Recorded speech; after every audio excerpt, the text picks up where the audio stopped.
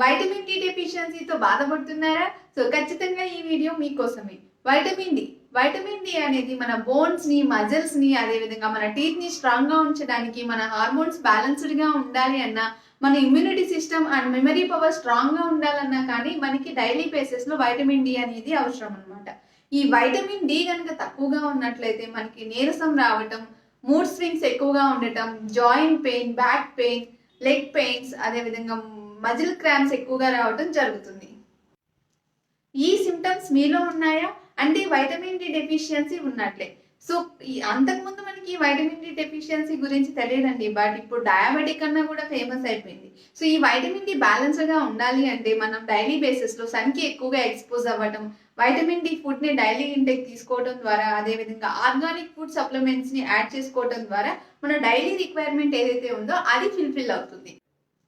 Vitamin D deficiency వచ్చిన తర్వాత మనకి సిమ్టమ్స్ మనకి తెలియడానికి కొన్ని ఇయర్స్ ఆఫ్ టైం పడుతుంది. సో అప్పటి వరకు వెయిట్ చేయకండి, ఖచ్చితంగా వైటమిన్ డి టెస్ట్ చేయించండి. ఎందుకంటే మన ఇండియాలో 80 to 90% ఆఫ్ ద పీపుల్ ఈ వైటమిన్ డి డెఫిషియన్సీతో బాధపడుతున్నారు.